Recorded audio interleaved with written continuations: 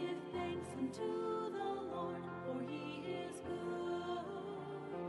Oh, give thanks unto the Lord, for he is good. You will find no better friend. He is faithful to the end. Oh, give thanks unto the Lord, for he is good. Give Give thanks with a grateful heart. Give thanks to the Holy One. Give thanks because he's given Jesus Christ, his Son. Give thanks with a grateful heart. Give thanks to the Holy One. Give thanks because he's given Jesus Christ, his Son. And now let the weak say, I am strong. Let the poor say, I am rich, because of what the Lord has done for us. And now let the weak say, I am strong. Let the poor say, I am rich, because of what the Lord has done for us. Give thanks, give thanks.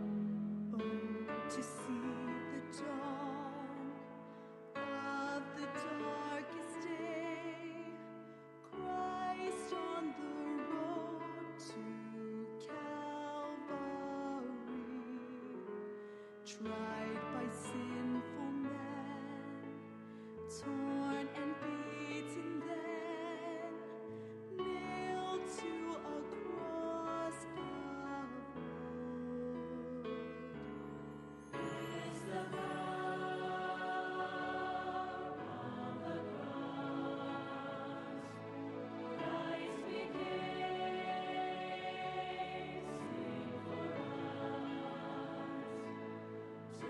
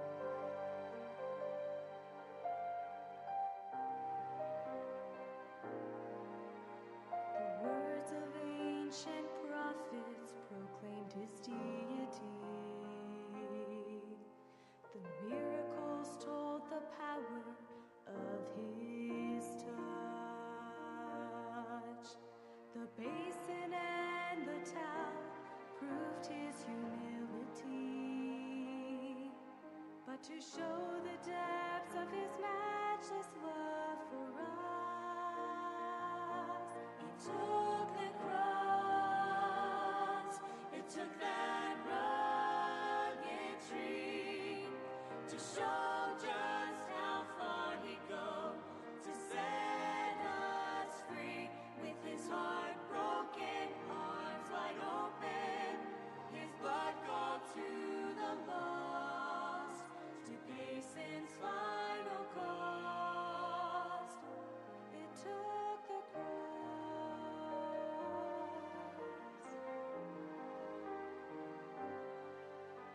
The teachings in the temple displayed his worthiness. The tears he shed in sorrow spoke his heart. The children in his arms revealed his tenderness. But for his saving grace to reach us where we are, it took the cross, it took that rugged tree to show just how far he'd go to set us free. With his heart broken, arms wide open, his blood called to the lost to pay sin's final cost. It took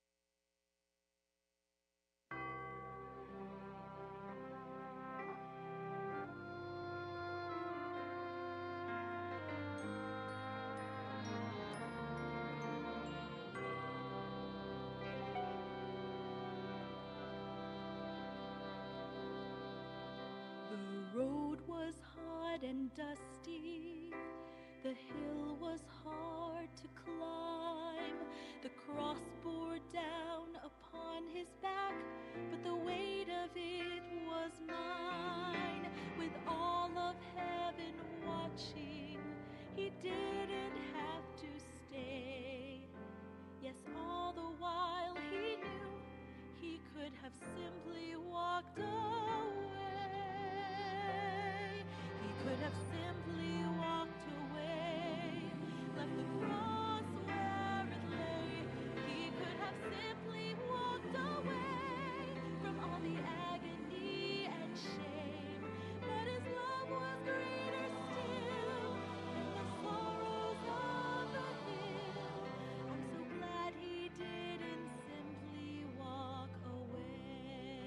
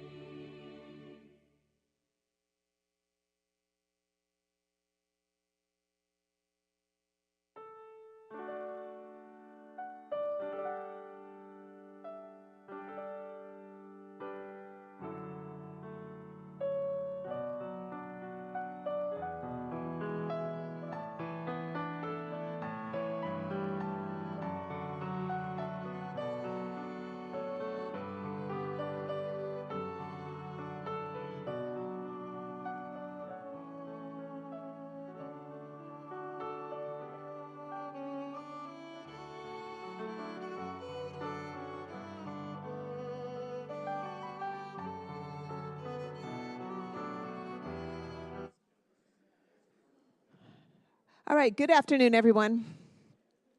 My name is Joanna Lasaga, and I am the chair of the Yuba County Republicans. So I first want to welcome everybody. Thank you for coming. If you guys want to come up closer, wherever you're comfortable, so that you can hear, that'd be great. Feel free to move. If I could invite my vice chair, Rebecca Carlson, up to lead us in a prayer.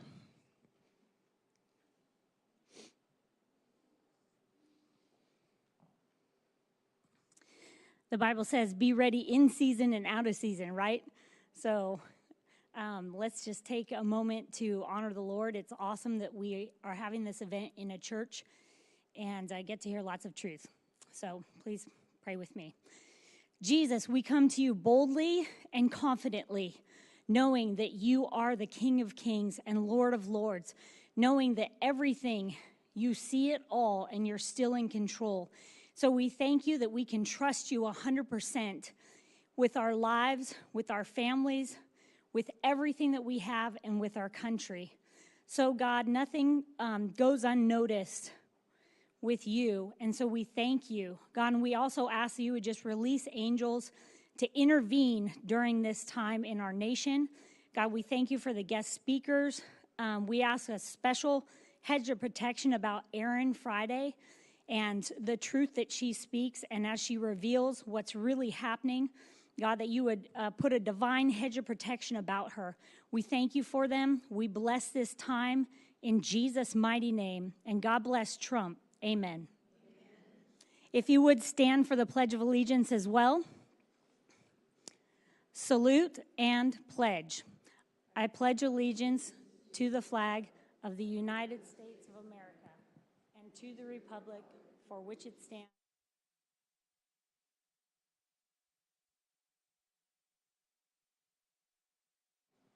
Thank you. So I just want to give you a brief explanation to what the Yuba County Republicans do. It is our job to find candidates and help them run for their elected position that they are trying. We do a lot of educational stuff. We do things like this where we have events where I would love to say that this is not political, but it is. The Democrats have brought these bills forward, and now we as Republicans have to fight this. We have our booth in the back. We have registration cards if you're not registered to vote. We have little pamphlets that talk about what we are, who we are, when we meet. Our headquarters is located at 526 East Street in Marysville, just north of the 7-Eleven. We have swag, we have hats, we have educational stuff, and we have signs. It's good conversation we have when everybody comes in. They sit down, they talk, they get their frustration. Lately, I feel like I'm a counselor. When they come into the office, they just want to express their frustration towards everything that's happening, that we are all seeing and feeling. And so working these people through and talking them off the ledge for a little while, and then, we go back at it. So we are very active within the community.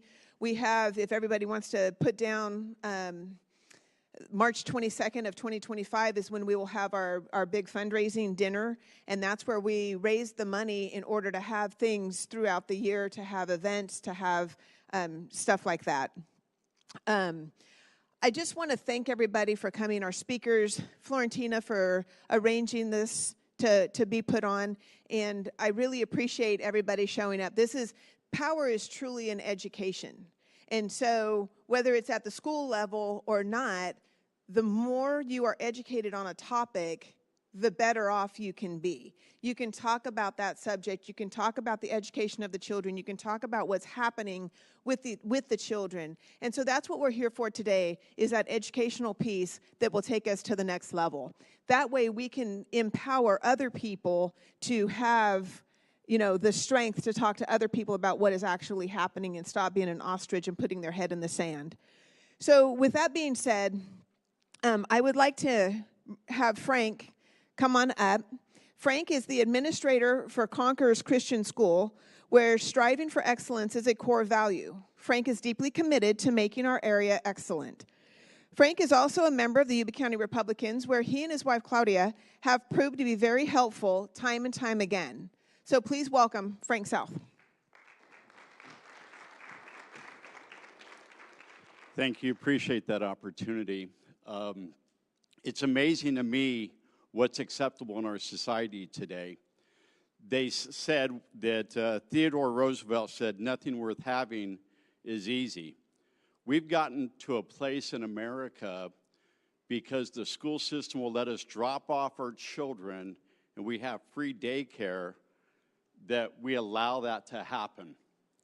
We allow the things that these teachers and the schools and the psychologists are teaching to ravage our children.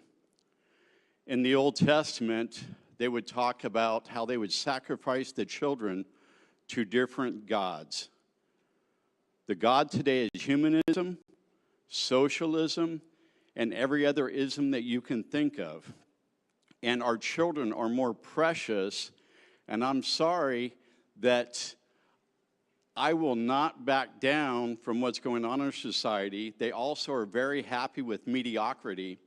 I had a teacher in my office just 2 weeks ago, and he said, my son's got homework every night. He said, but the public school kids don't have homework every night. He said, if you guys want to win this battle, he said, you guys are charging us, we're free, you need to do something different. I looked at him and I said, sir, you guys are happy with mediocrity. We're looking for excellence. I'm not willing to accept anything less than that. Our children have the ability and the drive to do great things, but not if we don't show them how to work that drive. And every day here, we focus on the kids, we get involved with the kids, and we love on the kids so that they know that they're cared about. And it's amazing what a kid can do if you just get behind them and support them.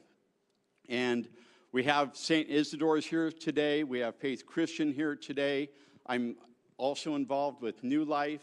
There's a lot of good local Christian schools. But if you really want the best for your children, let me tell you, it's not happening in the public school system. I had a parent contact me the other day, and he said, Frank, he says, we got to talk. I said, what's wrong? He said, I went to my kid's school, Linda Elementary.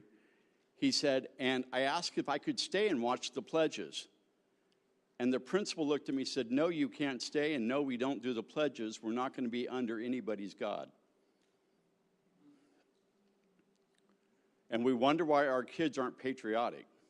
We wonder why they don't love the country that they're in. We wonder why people burn flags. We wonder why socialism and Marxism is becoming a popular thing in our culture today. It's because we're not getting them as children. We're throwing them, we're sacrificing them before the gods of this world. We've got to stop it.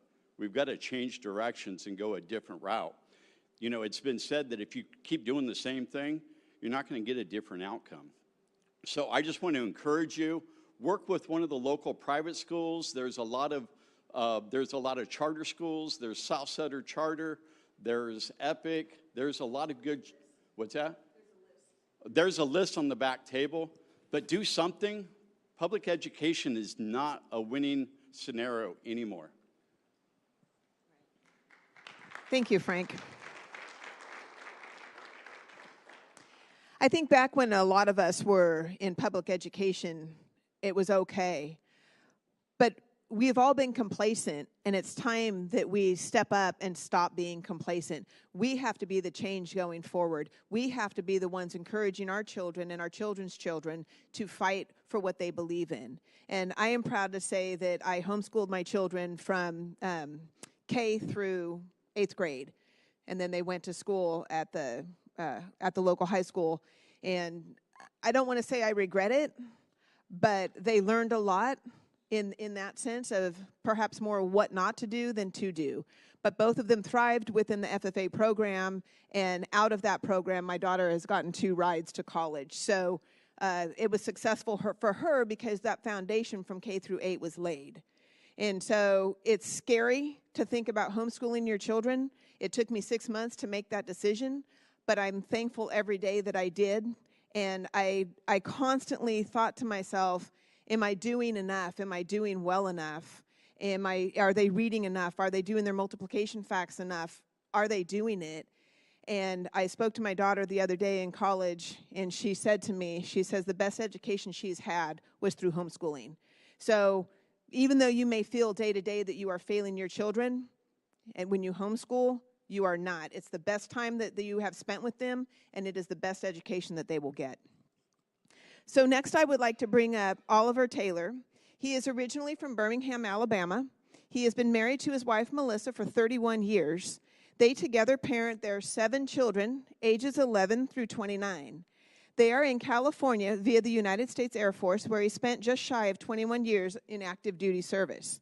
He retired in 2012 from Travis Air Force Base.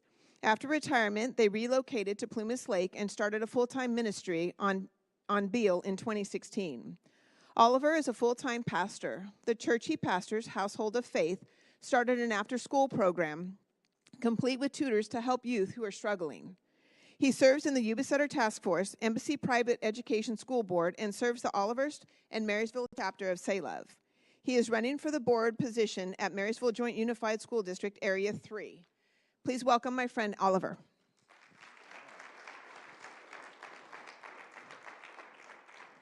Well, well, well. I like that introduction. She's doing all right. See, for me, this is a little different because I do pastor. I feel all right up here. This is good. So we just talking today. It's just a good opportunity to be a part of what God is really doing. And as a father of 7, I couldn't imagine what's happening now. I thank God really for my wife because she's been homeschooling for 25 years. 25 years. Albeit it hasn't always been as easy journey, because I was in public school and had county schools, and so I'm from Birmingham and she's from Idaho.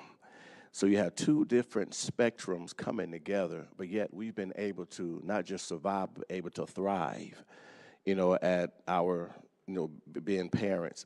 Our oldest son, Jeremiah, he actually went to the Air Force Academy. Next son, Josiah, he's actually playing baseball in Texarkana, for, Texas A&M. And then we have our daughter, Soraya, she's married. The last 2, they were the valedictorians of their schools. So it's just a testament of really what my wife has done and me being a support. So now I'm not going to tell you that it was easy because it wasn't, because I'm a visionary. I look long term. I'm looking at, hey, how is it going to be when we get 65, 50, 55, if you necessarily haven't worked outside the home. But then you look at it differently. When she actually put the work in, is now helped be a direct reflection of us because of what the work she put in. Look at the success. Our success is our children. Our success is our lineage of what we are putting into them. And as they will go out, they're our future leaders now. They are actually doing what they have been trained to do. They have to do what's right when it's right because it's right. And because we've given those values and placed that in them, this is how my son, he just said it just the other day. He said, Dad, I've learned so much being away at college, but he's like a big brother to those that are coming in. He said, because he teaching them do what's right, when it's right, because it's right.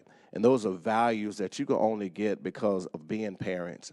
And in the part of running the school board, I've been able to be a part of different things, Embassy Private School Education, going for District 3. I know I couldn't stay in one more meeting where we didn't hear from the parents. And that's just, you had a lot of happenings with the school board and the teachers union. That's great. We can have those conversations, but I need to be able to hear from you. I need to be able to hear where's the disconnect. And so I need to be able to, hey, bridge the gap between us.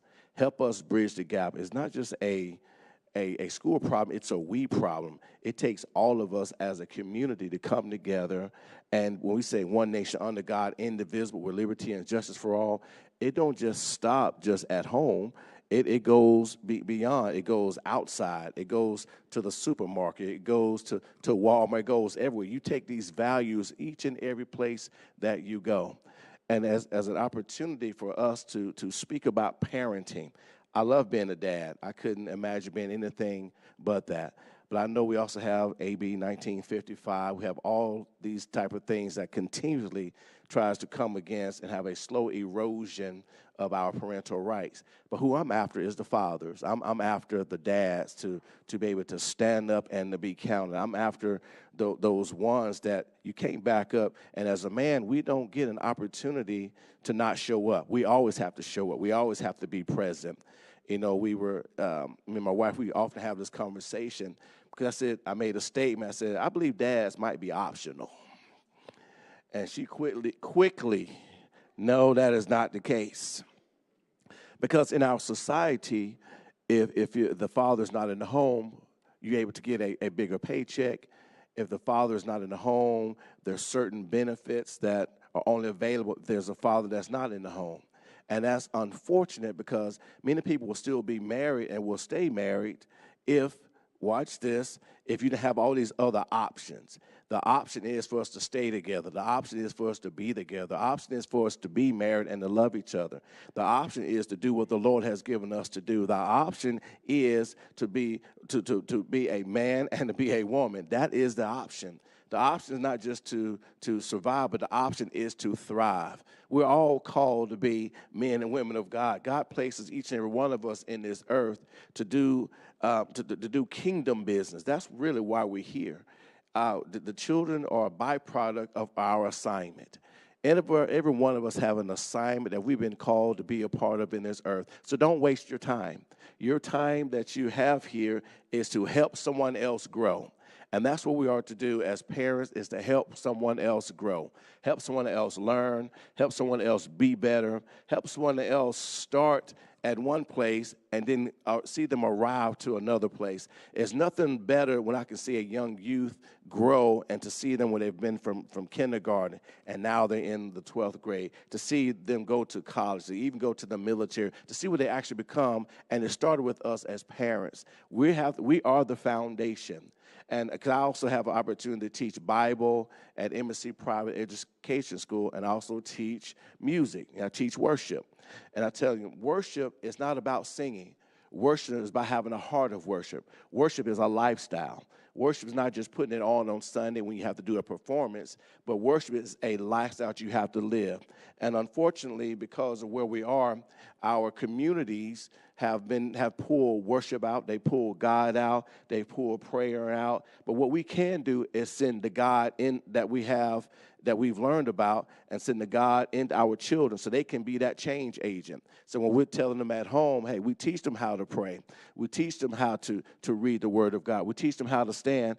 It's not just to be able to just say no. We understand that was years ago, but just say no to the things, the politics. Say no to what's happening, but say yes to God. You have to say yes to a foundational principle that you and each and every one have to have, and that is bridging the gap. It's not just a school problem. It is a we problem. We all have this together, because as I work with the Yuba County Sheriff Department, I do quite a bit of ride-alongs, and as part of that, I've got to see when some of the deputies actually get to stop some people.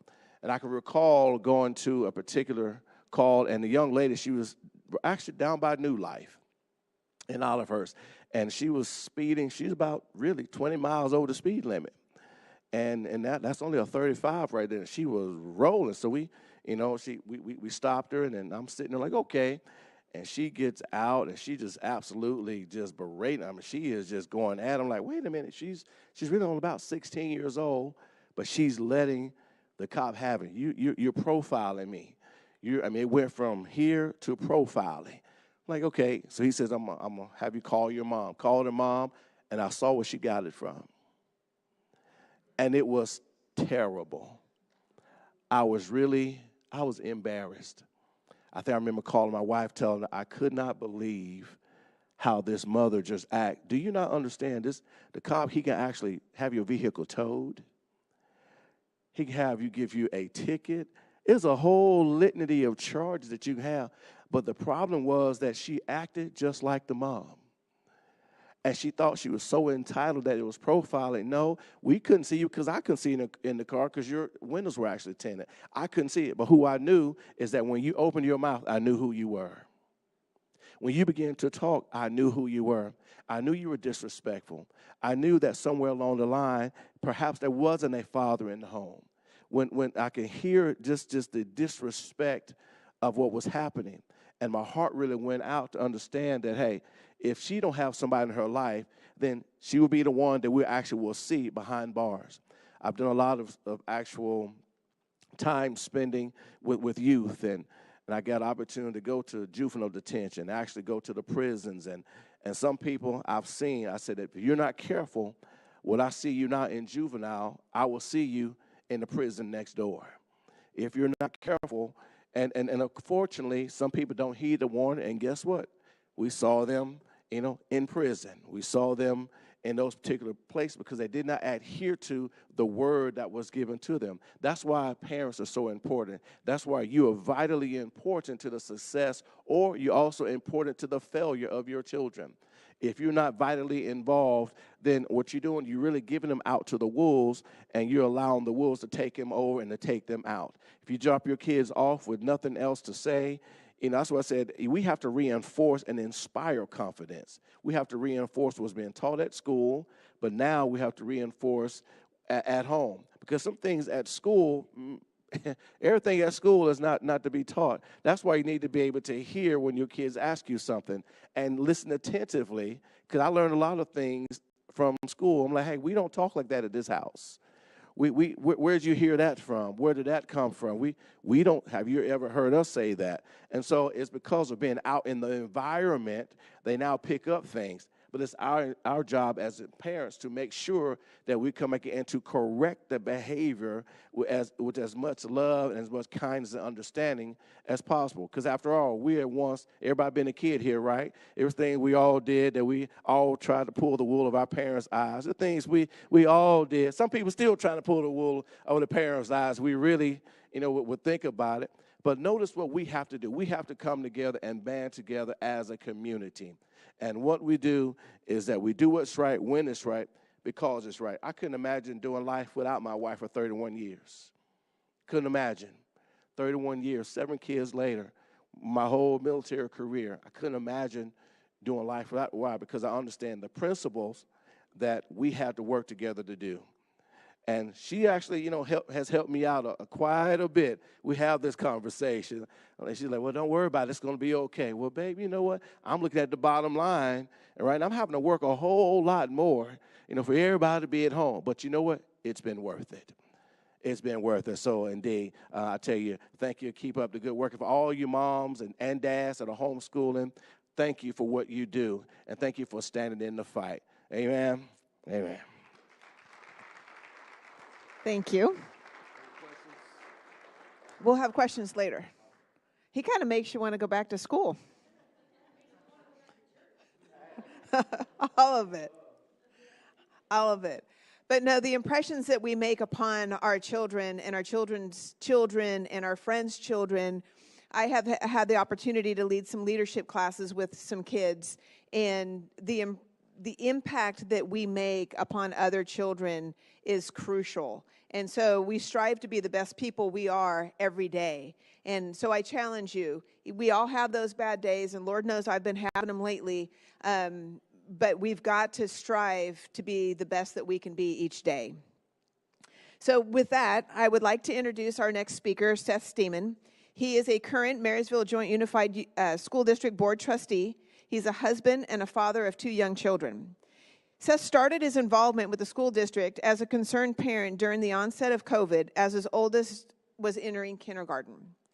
He was outspoken about the outreach of our state, the forced masking, and of our kids and its detrimental effects. He ran for a seat on the board in 22 with the intent of being a voice for parents and protecting the innocence of our children.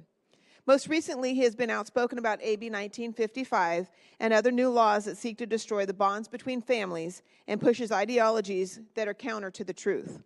It is with great privilege that I introduce to you my friend, Seth Steeman.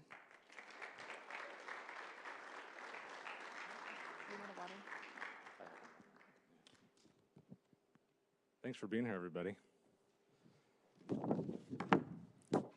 I'm not as quick on my feet as my friend Oliver down there, so I put my words on paper.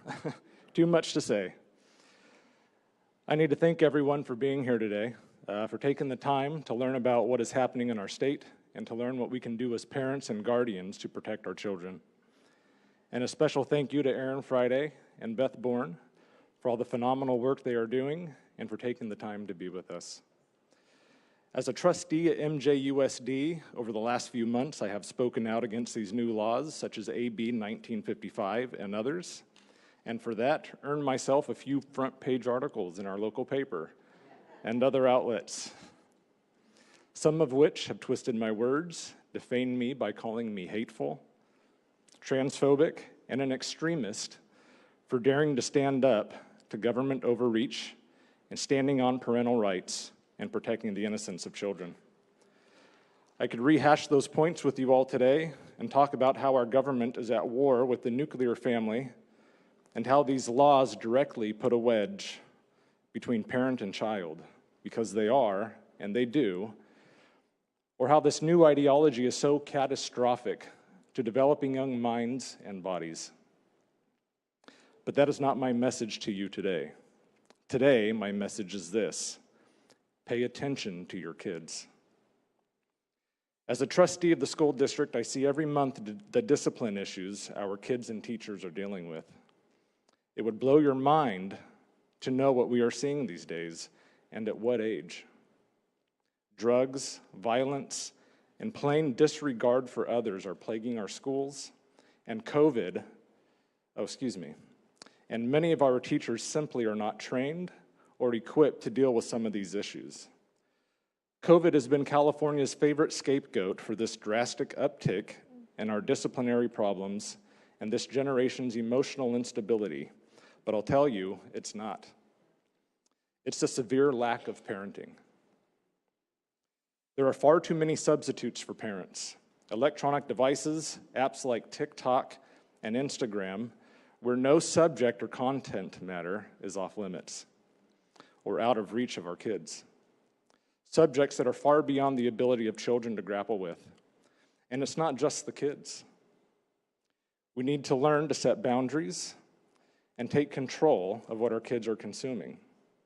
We have to stop thinking that we are our kids' friends. We are not. We are their guardians. We have got to be their stability in life, both their biggest advocate and their greatest filter. And that means doing hard things, like sacrificing our time and our energy and pouring it into them, and helping them fill their minds with things that will help them grow and be fruitful adults. And it means having tough conversations with them and asking how their day went, who their friends are, and getting to know their teachers. It means disciplining them when they need it. We are now at the place in our society where we can no longer be passive about anything. There are too many other outside influences today that are degrading our youth. Our hope is in a strong will, a steadfast resolve to stand on our convictions, and a willingness to call out the absurd. We see already what is happening when those things are absent at home.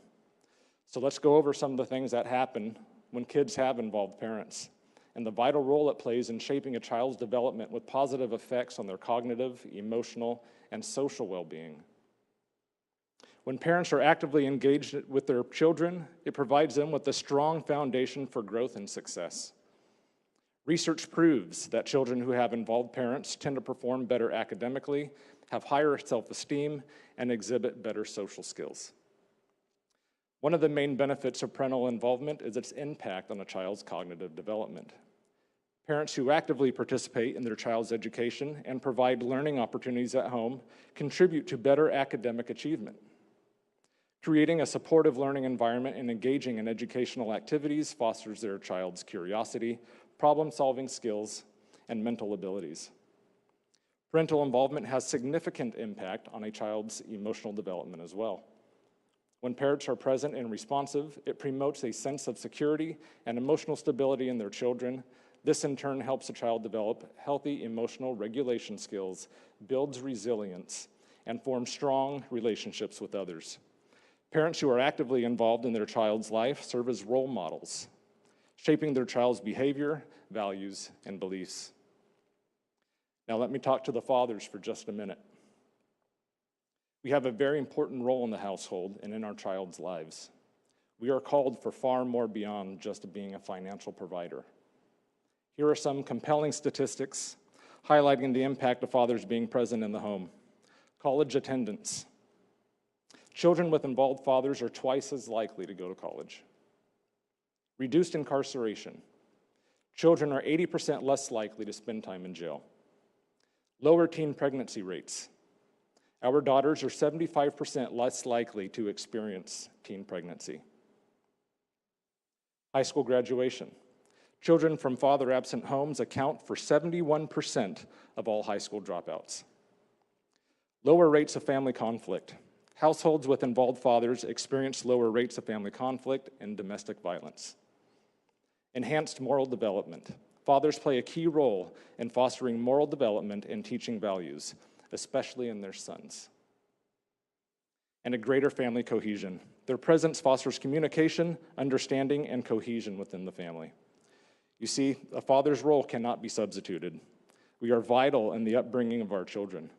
But I have to mention, sitting on the school board, I see a whole lot more mama bears showing up and standing up for their kids these days than I see their fathers. And my hat's off to all you mama bears. You are so needed today. I am thankful that our kids have you all to stand and fight for them. We need more fathers doing the same. But now I want to get to my final and most important point. Our kids need Jesus. Introduce your kids to Jesus. Fathers, be the priest of your home as you were called to be. Be a praying parent. Never underestimate the power of a praying parent. I can tell you firsthand how that protected me as I grew up. I had a mother who prayed relentlessly for me. And all throughout my childhood and teenage years, I had that still, small voice that spoke to me and kept me from all sorts of trouble. None of the friends I had growing up were Christians, but every single one of them would comment about how I managed to avoid trouble, managed to avoid bad habits, and how I kept myself out of negative situations. It was God. I could talk for hours on the things I've seen and experienced that could only be explained by the existence and presence of God in my life, and how many prayers I've seen answered. But our state and our society has worked so hard to remove every bit of God from our schools, and everything we're dealing with today is what is filling the void. All of this stuff with gender ideology, confusion, and occultism is the opposite of what God's plan is. He has not given us a spirit of fear or confusion, but a spirit of power, love, and a sound mind.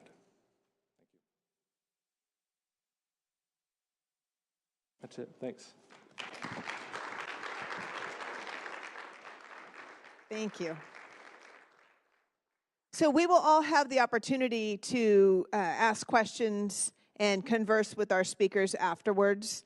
I believe there's papers in the back, or somebody has the papers. If you guys have questions for these guys, if you want to write them down now, and then we can address them later.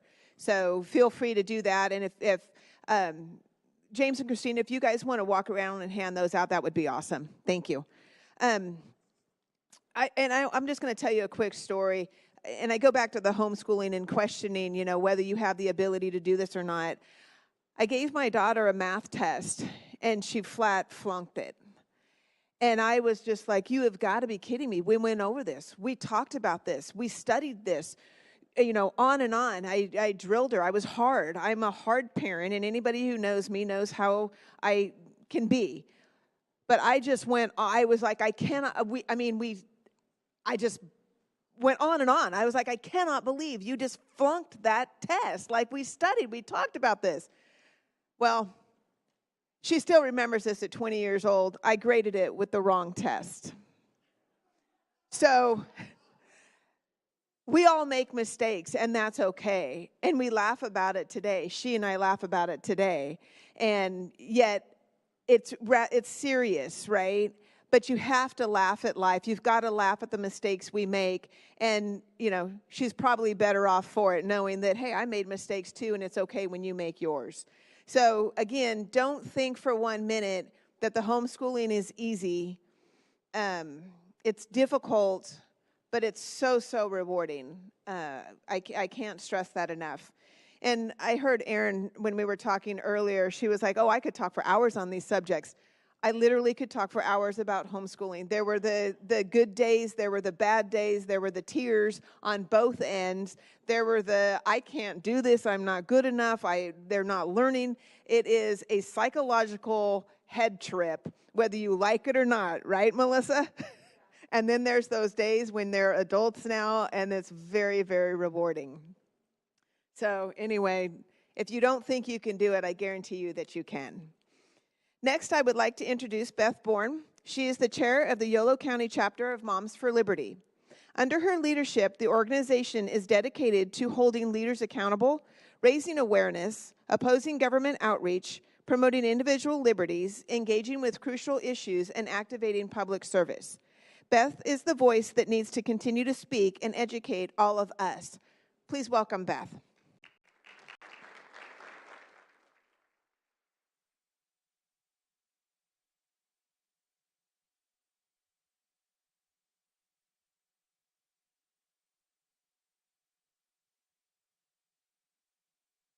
Thank you so much for that warm introduction.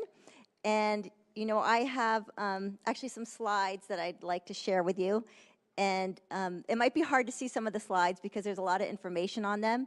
So I can make them available to all of you over email if you want to reach out to me. I don't know if we can turn the lights down a little. It might help to see them. But so, yeah, my name is Beth Bourne. I'm going to talk a lot about the schools in Davis, but I did do a little bit of research about the schools here in Marysville and Yuba City, as well as Wheaton High. So we're going to go ahead and, let me just show you the first slide. What I'm going to be talking about is where the gender ideology is in our schools, where it came through at the state level, how it impacts the curriculum, the policies that allow teachers and school counselors to secretly transition kids at school, and then how it impacts sports. So when people ask me, you know, where is gender ideology in the public schools, the question really is, where isn't it? It is everywhere. It is everywhere from preschool, kindergarten classrooms through high school.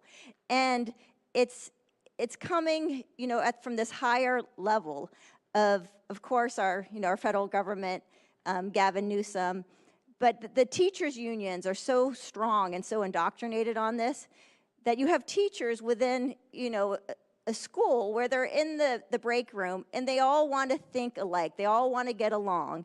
And they have been trained, you know, through these training programs that the teacher union puts on to believe in this gender ideology. So even if it's an older teacher, they might be captured. In the teaching credential programs, they're teaching the same thing. So when they come out of graduate school, you know, with their teaching credential, they've just been brainwashed for I don't know how many years. And so I don't know if we can show some slides. Is it? Yeah, we could. Well, let me just talk a little bit without the slides. So my daughter, there's a story that was in the Sacramento Bee about my daughter and me. And, you know, the title, this was back in April. It says, How a Davis Mom's Very Public Anti-Trans Stance Has Pushed Away Her Non-Binary Teen. Right? So, you know, I knew the reporter was going to write this story in a very biased way. It says that I fractured the family. But I wanted the reporter to write the story because I knew she was going to be interviewing me and my daughter. And so in order to do that, it meant she was going to be doing photographs of my daughter and videos. And if you look at the pictures, my daughter thought she was a trans boy for a few years while she was in junior high school and the beginning of high school. But she's grown into a beautiful young woman. And she's no longer wearing a breast binder, you know, dressing like a boy. Yeah. So I think Seth might have said this. You can tell your child, no, you can't do that. No, you can't be a drug addict. No, you can't be a bank, you know, a bank robber. And no, you can't be transgender. So your child may not want to hear no, but in the end, I know my daughter's going to thank me, right? She was never medicalized. Kaiser Permanente, and I think you have Sutter Health around here, Dignity Health, all of them are telling kids that you can go on puberty blockers and you can go on cross-sex hormones and you can change from being a boy to a girl or a girl to a boy. So, right, and the pediatricians now, they will meet with your child without you. If a child's over 12, they can talk alone with their doctor. Their medical records at 14 can be set so parents can't see them. So that's kind of the medical side. And the idea that the schools are this pipeline to the medicalization of kids is really important. So, the books that we're seeing in schools, and this is why I say it's also in kindergarten. These are the books that are in your school district. So I've been looking up some of the books in the Marysville Unified at the junior high level. But this is an idea of the books, right? This is a picture book. This one's from Yolo County Library, but it's about a little girl. It's a boy who decides that he'd rather use the girls' bathroom. And all the preschool kids, in order to be inclusive and kind, they all agree that yes, bathrooms should be for whatever gender identity you want. I just checked this book out 2 weeks ago. What are your words? It's teaching kindergartners how to use pronouns: he, him, she, her, ze, her, they, them, exer. And so these picture books might be in your child's elementary school. Then once you get to like the junior high level, this book, I mean, it's just so insane. I'm going to pass it around. But a book like this, it's called Let's Talk About It. It's in the YA section. I actually checked it out. It's got these super graphic pictures about anal sex and butt plugs and, all this experimentation that kids should be doing. Some of these pages in here, it's encouraging kids. See, they're on my slides. I don't know if the slides can come up, but it's encouraging kids to look at pornography as a place to learn about kink sex acts, right? So these are the books that we're seeing in our junior high school. Moms for Liberty, they say we're trying to ban books. Of course, we're not trying to ban books. Anyone who wants to buy a book at Amazon is welcome to buy whatever kind of book they want. But for a book to be appropriate for your elementary school kids and your junior high school kids, that's what we're asking for. And I think most parents would be shocked what's in the school curriculum. So I've got some slides that talk about, and maybe I'll just share them electronically, but it talks really about the curriculum that's in the 5th grade health class and the science classes. And it's a statewide curriculum that teaches kids that doctors might make a mistake when they assign the sex of a baby at birth. So they're telling kids that a doctor decides what sex a baby is based on, their genitals, which of course isn't true. And I tried to explain that to my daughter. I said to my daughter, I had an amniocentesis at 20 weeks. I knew, from the amniotic fluid that your chromosomes were XX. So I knew you were going to be a girl, every cell of your body. The doctors are not assigning their sex. It's at the moment of conception. So it's just so absurd. This is my daughter's AP biology textbook, right? This is AP biology. These are the new textbooks that were adopted by most school districts in California about 2 years ago. And they're across the nation. It's by Campbell Publishing. And if you go here, I've got it on one of the slides, but it talks about, and I'll just read to you. This is from an AP biology textbook. Though often confused with assigned sex, gender identity is distinct and refers to a person's internal sense of being male, female, or some combination or neither. The term cisgender describes a person having a gender identity in line with their assigned sex. In contrast, a transgender person experiences a mismatch between their gender identity and their assigned sex. For example, the individual may have an assigned sex, a female, but a male gender identity.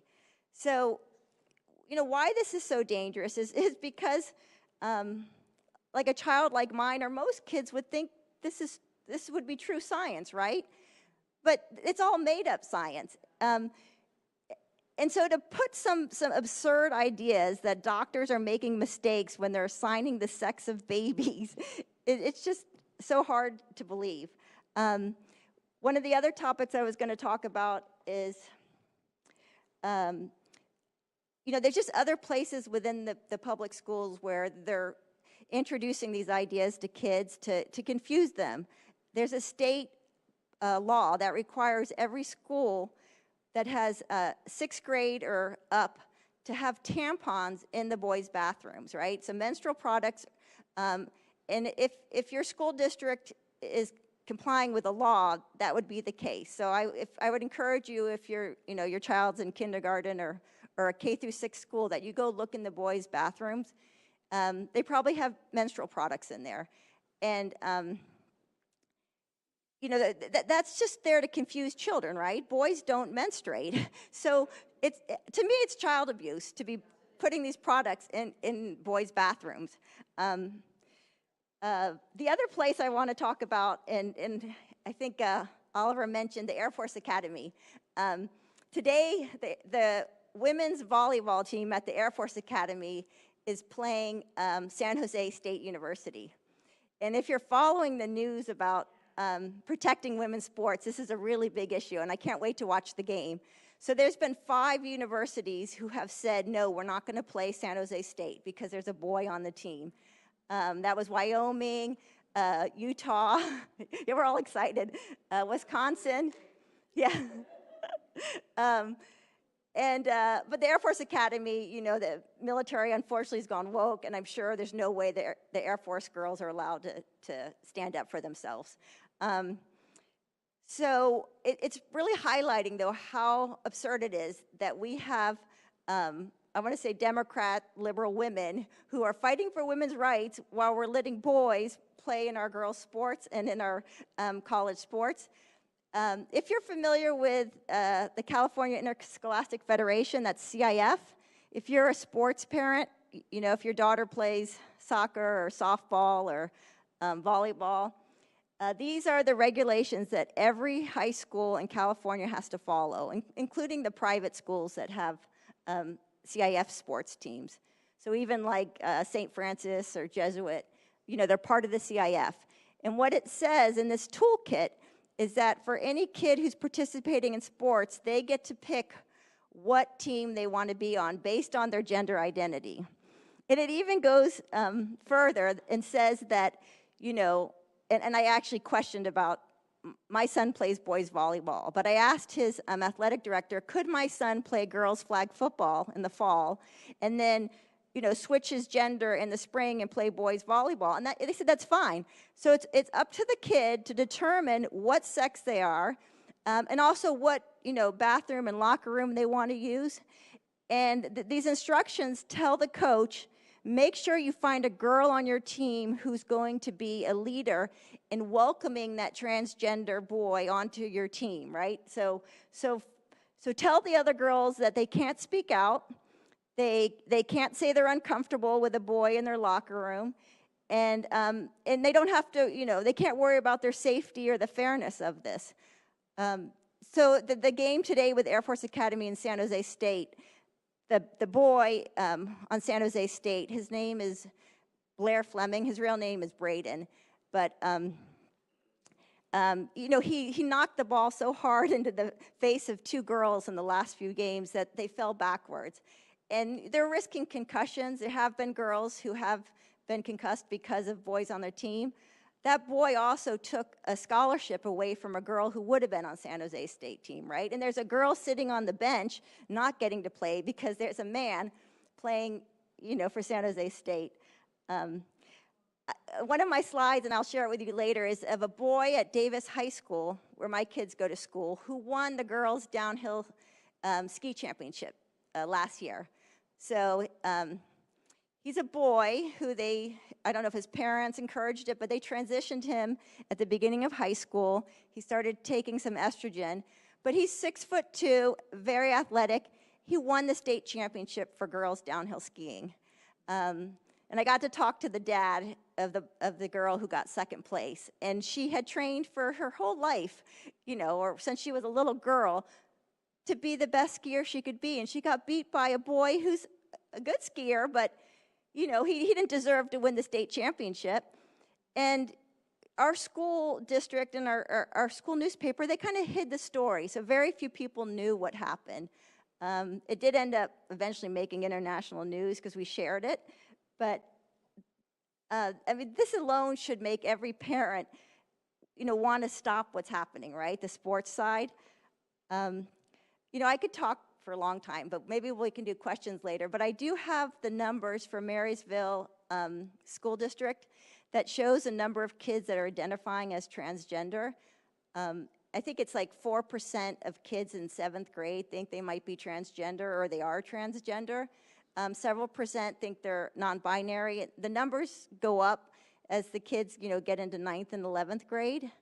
And to me, it's shocking, right? I thought, we're in a conservative area. It's more rural. What are the chances at a public school there's going to be high numbers? But there are. Just the fact that they're asking kids in 7th grade, do you think you could be transgender? And that's when, your body is a mismatch with how you feel, in your brain, or, it's a leading question. To ask a 7th grader if you don't feel comfortable being a girl, how many girls wanted to have big breasts and big hips and have men looking at us? We didn't. So to ask a girl, are you uncomfortable? Do you think you're transgender? The other question they ask, and I've got it for Yuba City School District and Wheaton High, they start in 7th grade asking these children, what is your sexuality? Are you a lesbian? Are you gay? Are you bisexual? Are you, not sure what you are? Why are we asking 12-year-olds, who would you want to have sex with? That is such an inappropriate question.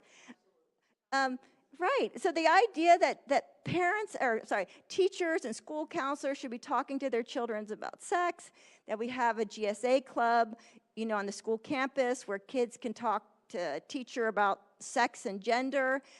Parents, you are not allowed to be notified if your child is going to a school club.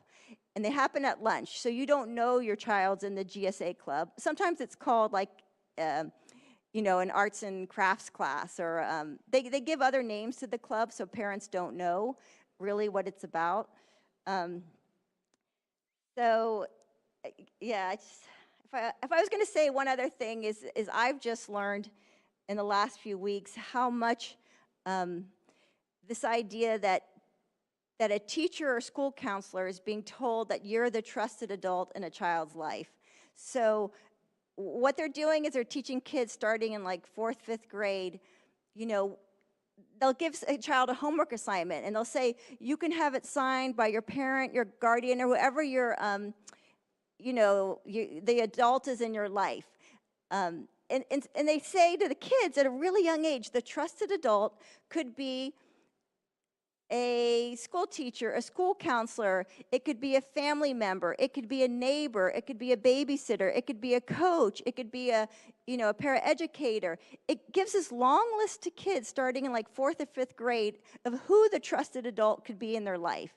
And they tell kids, it's just based off of, does this adult, are they interested in what you are interested in you? So kids are being taught that maybe your parents, they don't understand all this LGBTQ stuff, but somebody else like the custodian or the school counselor, that they're really interested in what you're talking about, and so they can be the trusted adult.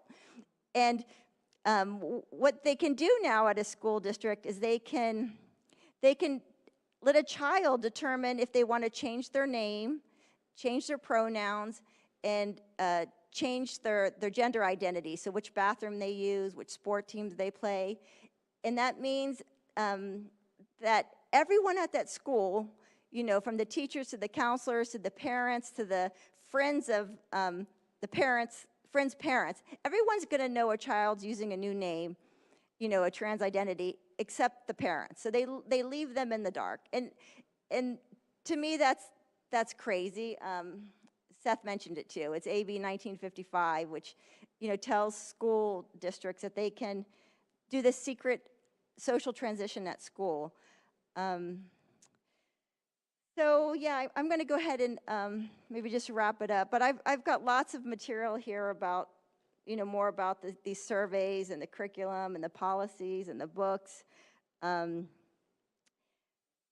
if I could just give any advice, I don't know if we've got grandparents in here or aunts and uncles, is just to remind your child that they're perfect just as they are, right? They're perfect, and that there's no changes you can do with cosmetic surgeries and these experimental drugs to change who they are, and just to accept yourself.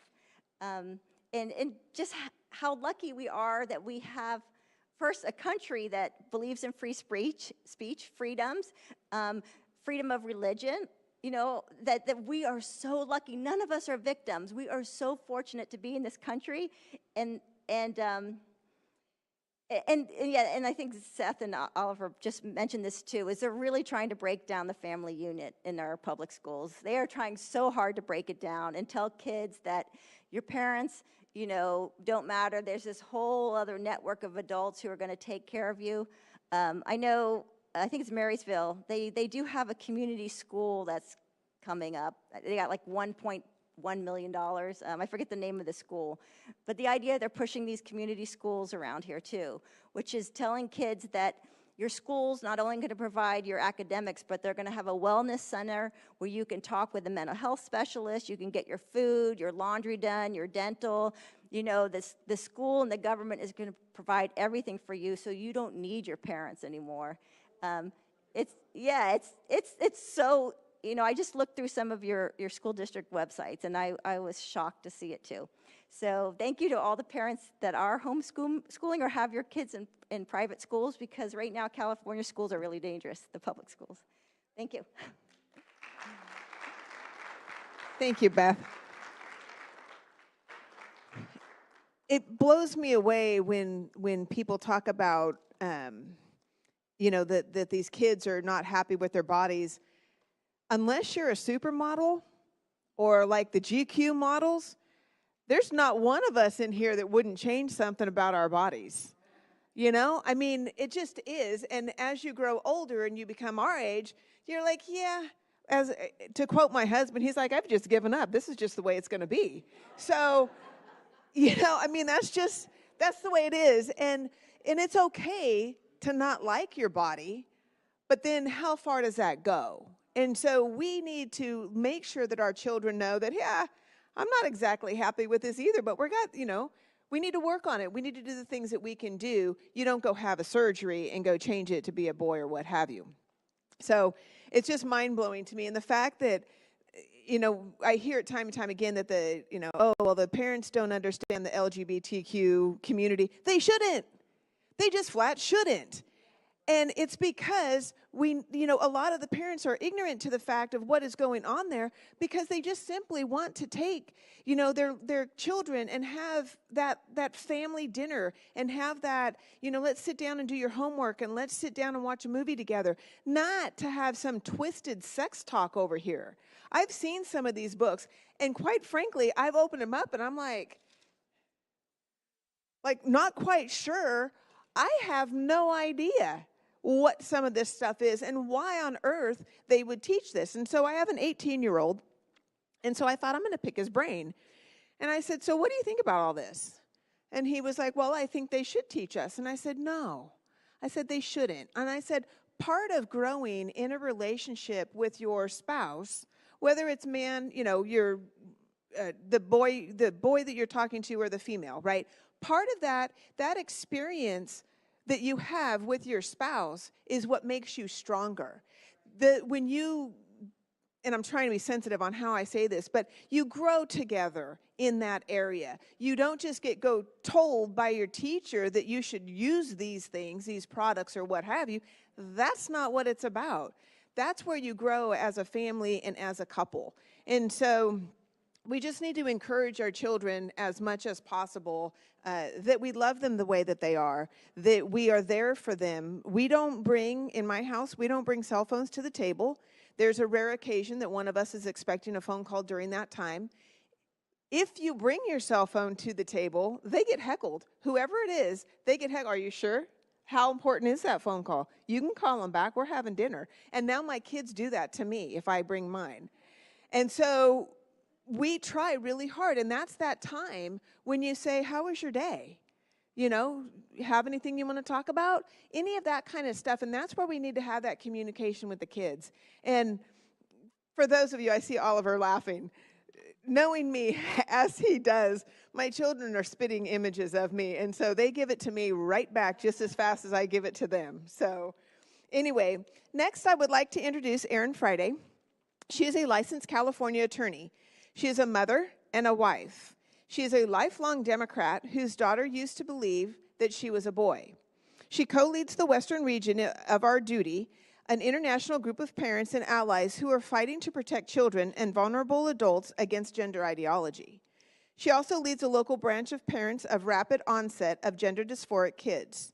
She has authored articles in the Daily Signal, the Ohio Press, the Epic Times, Our Duty Substack, Post-Millennial, and for parents of Inconvenient Truths About Trans.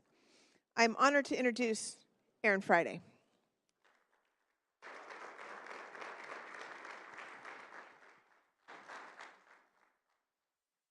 Thank you so much for spending your Saturday, your beautiful Saturday with us today. I'm always a Debbie Downer, so I'm just going to let you know. And my job is to scare you because you need to be scared and you need to take action. Everyone in this room is going to hear some things that are true and horrible, and you've already heard many of those. But once you hear it, you can't go back to your house and then make your dinner and have your glass of wine and turn on the television. You have to go home and say, what am I going to do to stop this? So I'm going to start out first with my daughter's story. My daughter was 11 years old, went to her sex ed curriculum at her public school, where incidentally, I was that mom. I drove for every class trip. I only worked part-time so that I could run the walk-a-jog, the book club, the whatever. I was that mom who was involved with her child. I knew every teacher's name. I knew their backstory. I socialized with them. I had no idea that when I let my daughter take the sex ed curriculum that she would come back after 5 hours of sex ed curriculum at 11 years old. 5 hours, let that sink in for a second. On that Friday, they had their gender identity hour, and every one of her friends, including her, came home with a new identity. I mean, these were 5 white, middle-class girls who are the oppressors. They've already learned that at school, that they're the horrible ones. They needed to hop into victimhood, and so the best way to do that is to take on an LGBTQ plus I, whatever alphabet you want to add to it. So they each chose something. Polyamorous, 11. Pansexual, again, you're 11. Lesbian, 11. How do you know these words? That was my first, and they laughed at me, and they said, Karen, you're cisgender, ha ha. Like, what is this language? So I went to the parenting class on what they were learning at school, being that mom, and I learned that, well, we're all on a spectrum. If you're not G.I. Joe and you're not Barbie, you're somewhere on the spectrum, and I raised my hand, again, that annoying person saying, well, so we're all transgender? Because nobody's G.I. Joe and nobody's Barbie. This is not making any sense to me. I kept saying, why are we labeling these kids? This makes no sense. I was, told to basically shut up. And they would answer my questions afterwards, which they packed up their bags and scurried out as I'm like, wait, I have some more questions. But I couldn't believe the number of parents that were sitting in that room. Boy Scout troop leaders, Girl Scout troop leaders, teachers, counselors, shaking their heads in affirmation with this garbage. that was being spewed. Did anybody have a critical mind? Can anybody say that you're made woman, you stay woman? Like, all of this is nonsense, absurdity. And, I kept an eye on it. But I didn't do what I should have done as a parent, which was to pull her out of that school immediately. That was my mistake. I fall on my sword because I trusted those teachers. And I didn't think for a second that they would hire a third party, because that's what they did. They hired a third party, because most of those teachers wouldn't have fallen for this garbage. They hire a third party, so our tax dollars were paid to bring in these indoctrinators. And the teachers go off to the teacher's lounge, and they're not paying attention to what's being taught to these kids. And so COVID hit, and my daughter, went down the rabbit hole, started, getting her female body and didn't like it. Also cut off from the world, living online in Avatar. Mistake number 2. I was one of those parents who held off on the phone for as long as I could. I thought I was pretty good. No, as soon as she got that phone, she ran circles around me. I put blocks on it. She got through all of them. I mean, she had an Instagram account. I didn't even know what half these things were. I didn't know what Discord was. I'm not a social media person. And little did I know, all of this stuff was permeating into her. Pornography, like would curl your toes, would make you want to vomit, because it did make me vomit. When I saw what was on her phone, I had to have a bucket next to me, because the porn that was being sent to her was cartoon pornography, by the way. Cartoon. So it missed all the filters. It was cartoon, and it was, we're in a place of worship, so I'm not going to talk about but this is a little girl being exposed to this, what it did to her mind. So then she said she was a boy.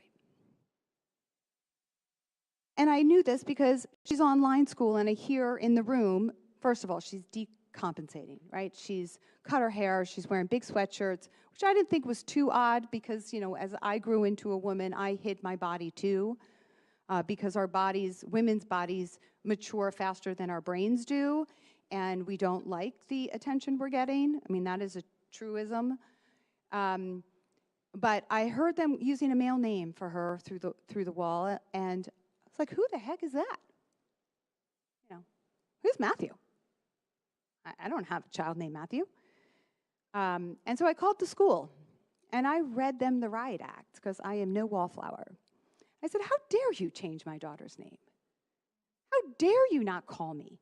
And incidentally, tell me one thing about her. Because she was a freshman. She'd never walked into that school. What does she look like? What's her favorite ice cream? Does she have any allergies? What do you know about her? They couldn't answer one of those questions, yet they took the second thing that I gave her, which was her name. The first thing that I gave her was my body. They took it away, and they knew nothing about her. I said, what do you know about me?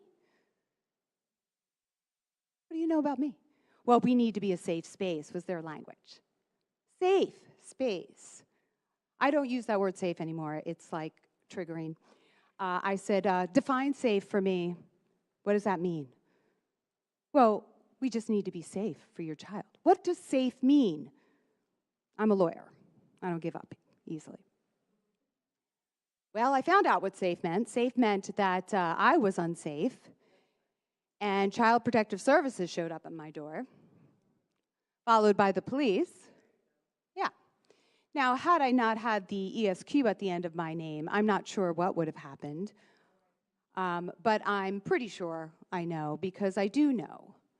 I do know since about 2016, California families have been losing custody of their children because they won't transition them. Our Child Protective Services have been weaponized because they're getting these trainings too, and they really truly believe, they are true believers, that parents like me and Beth, who believe in biological reality, are horrible bigots and don't deserve our children. We're the abusers, and they are the saviors. And they truly believe this, because I do a little spying too. I sit through their conferences. I go to them. I encourage everyone to do it. Go sit with the enemy and talk. Don't be afraid, because they're more afraid of you than we should be afraid of them. I mean, I've had them run away from me. I'm 5'4". Anyway, so long story short, I pulled her from the public school. I finally did. Took a little while. I pulled her from the public school. I sent her to a Catholic school, and, well, I live in the Bay Area. The Catholic school was just as woke as the public school. And they refused to call her by a female name. The priest gave me a prayer book and told me to go into the church, and then told me that my daughter would commit suicide if I did not go along with the transition. So our churches are captured, too. So be careful. Homeschooling really is the only way. And even homeschooling pods, you have to be careful of what's going on online, because I do have parents who homeschooled their kids and they were still captured. Because it's in our cartoons, it's in our books, it's on our M&M packages. It's everywhere. It is ubiquitous. And you can be a really involved parent and your child can still get swallowed up, because that gender fairy flies everywhere. And so the only way a parent can really safeguard their child is to indoctrinate them first with your family values and love, and repeat over and over and over again from the time that they are 2 and 3 and 4. You are a boy, and being a boy is great. Look at your dad. Remind them over and over and over again that they are born a girl, and there's no right way to be a girl. I was a total tomboy. I have 4 brothers. I mean, I could throw a right hook at some point. But there's no right way to be a woman. There's no wrong way to be a man. A man can like, symphonies and still be a man. And do art, still be a man. And a girl can actually like dirt bikes and still be a girl. And so you have to tell your kids this early and often. You have to get to them first. I mean, YouTube Kids is still filled with trans stuff. It's everywhere. Disney movies, everywhere. So you have a monumental task as parents and grandparents to remind your children daily. And I had a parent, I thought this was the coolest thing she did. She had to, she's a single mom, couldn't homeschool because she has to earn a living. And she told her son, every time they mention anything about gender or pronouns, you get up and you walk out of that classroom. And that child did it. And that school was mad. We're going to, call him truant. Go for it, the parent said. Call their bluff. Because, again, they are more afraid of us than we should be afraid of them. Now, I may be a lawyer, but I have no skills in legislature or, even in this subject matter. I was a construction attorney. Remember, I told you I was a tomboy. But I learned all of it. I wrote 6 bills for Sacramento. Had I not been told, nobody told me you can't do that because I didn't ask anyone. I just did it. And I got 2 of them picked up. The last door I knocked on was Bill Asaley's door, and I got a parental notification bill taken up by him. He authored it. I also got an age verification for porn bill taken up. I have no special skills. Anybody can do it. You just have to do it. You have to show up. That Bill Asaley bill turned into the 1955, turned into a whole bunch of school boards passing parental notification policies and then getting sued. Well, here's the awesome part. We're winning those lawsuits. You won't read that in the press.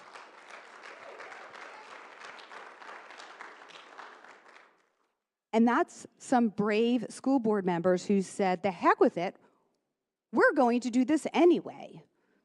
I have a school board who, even though 1955, the bill that says you're not allowed to have parental notification policies at school, they said, we don't care, we're passing one. And they did. So what's going to happen to them? They're going to get sued and they're going to go fight it out in the courts. Let's go. We win these cases. We win these cases because the United States Constitution gives parental rights are above all.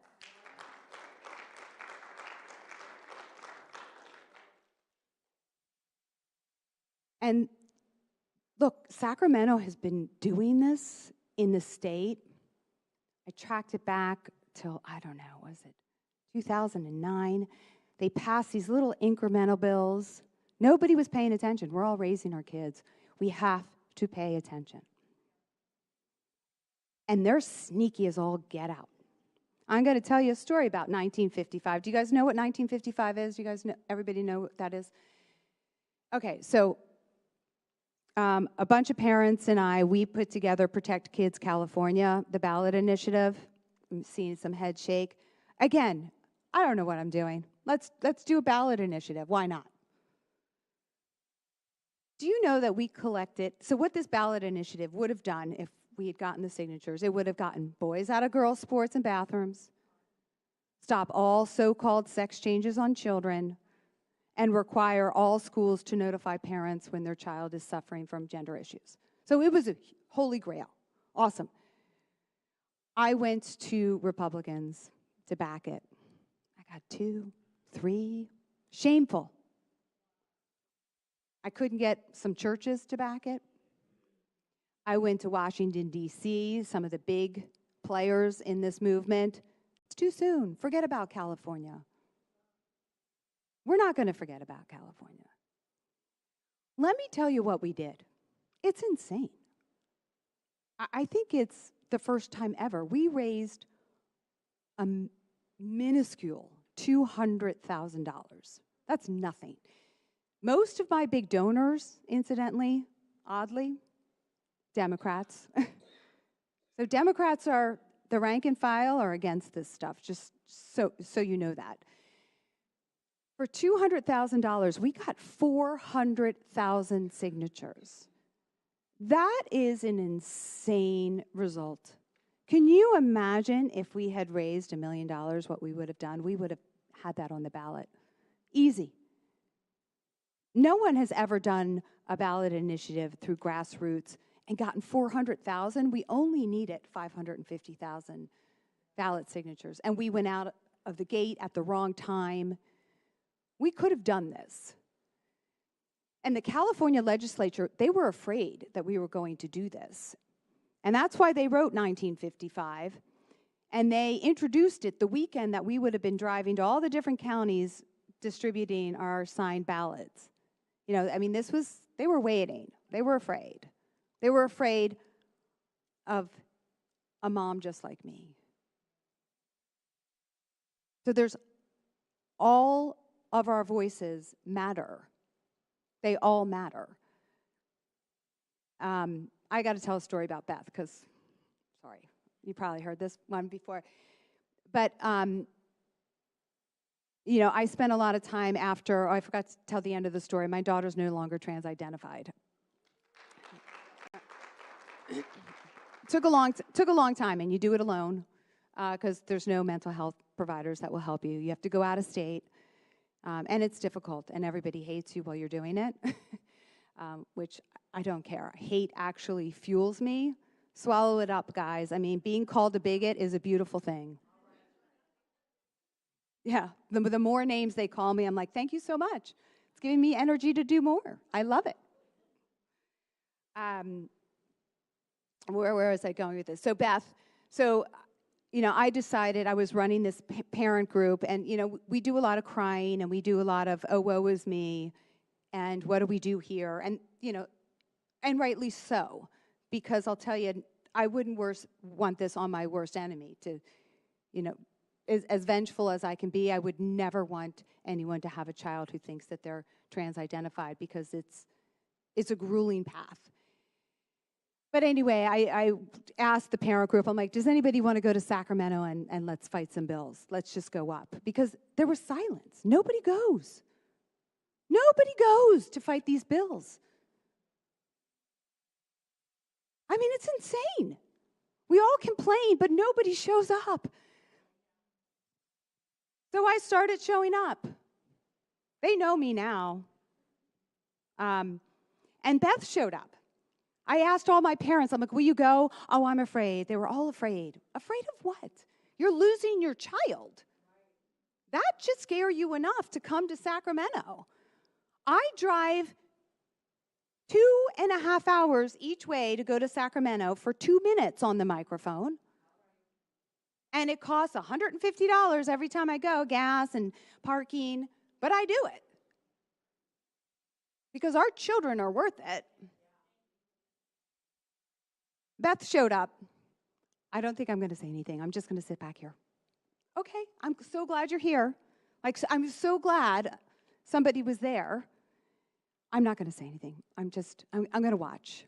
Well, I did my little 2 minutes, and then right behind me, there's Beth. And she takes the microphone, and she's shaking, and she's crying. But she picked that microphone up, and she said her piece, and she hasn't stopped talking since.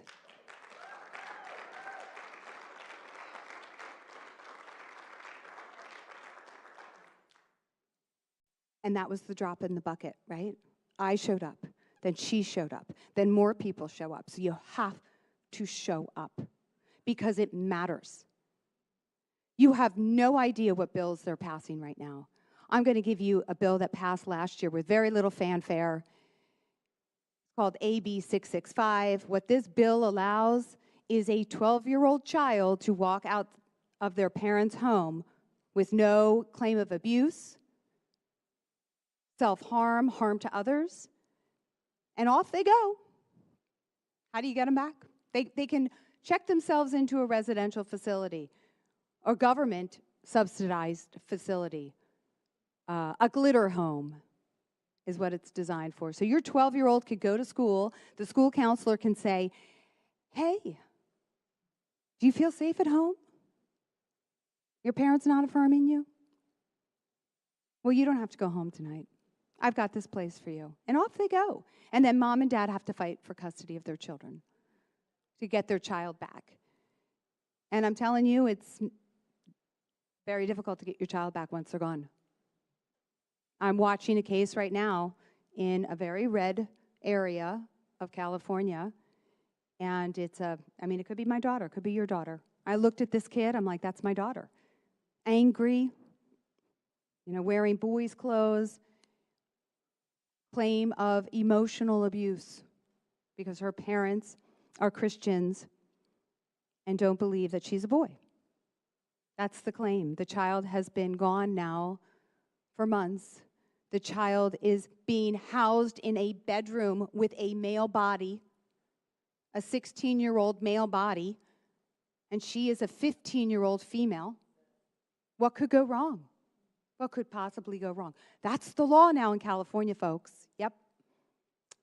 You get housed by gender identity if you're in foster care. And foster care goes all the way up to the age of 25 in our state. It can be up to 25. So a 24-year-old male could be housed with a 16-year-old female in a bedroom. Yeah. And so these are the laws that are being passed because people aren't showing up. People aren't fighting. And I'll tell you, the Republicans in office, they're afraid too because they're not hearing from their constituents that they care about this issue. I had a Republican who was going to fight on 1955, and he said, I'm not saying a word. I said, why not? He said, because I'm not going to get my other bills passed. And my constituents want some of these bills passed. Well, we need to make our children the most important bills. So they need to hear from you. They work for you. You can go to Sacramento anytime and knock on doors and talk to lawmakers. They open the door. Have your 2-minute elevator pitch ready. Your lawmakers are in your area every Friday.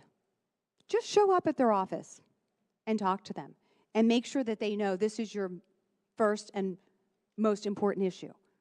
Because we are at the end game here, folks. All over the country now, parents are losing custody of their kids for not transitioning them. So you have a choice as a parent. Poison your child or get them taken away once your child takes on a transgender identity. So you better make sure that they don't have a transgender identity.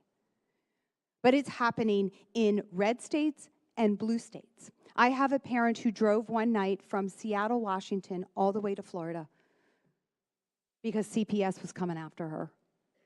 That's the desperation. I talked to a parent who's living in Costa Rica right now because of CPS is coming after her kid. I have a parent who moved back to Poland. This is the desperation. This should not be in our country. And we have the ability to change it. We did kill some really bad bills in Sacramento because people called and people showed up. And if you think those phone calls don't matter, they matter. I have a notebook back there. It says calls to action. You want to be notified? I send them out sparingly and I tell you what to say. This is a really bad bill. Here's the link to the bill. Call these 5 numbers and say this. And you don't even need to say this. You can just say, I oppose the bill. Because all they do is they put a check mark. How many people called to oppose a bill and how many called to support? When they see that oppose, lots of hash marks there, they think about it. If they don't see anything, they just go forward. They go forward. So your call matters. You can call even after hours. There's no reason to get nervous either. I mean, we called Gavin Newsom relentlessly on one bill. I think his office knew my voice. You again? Yep. Yep. So we can make a difference even with our crazy supermajority. We can actually make a difference. And the Democrats will whisper to me. There's quite a few of them who know what they're doing is wrong. But they're not hearing from the people. They're not hearing from us. And they need to hear from us. So everyone has to do something. I don't care if you join Our Duty. I'd like you to join Our Duty. You don't have to. Donate to your Republican, someone who's running on this issue. Not just any Republican, because there's a lot of them who are staying silent on this. They don't get your dollars. And tell them why they're not getting your dollars.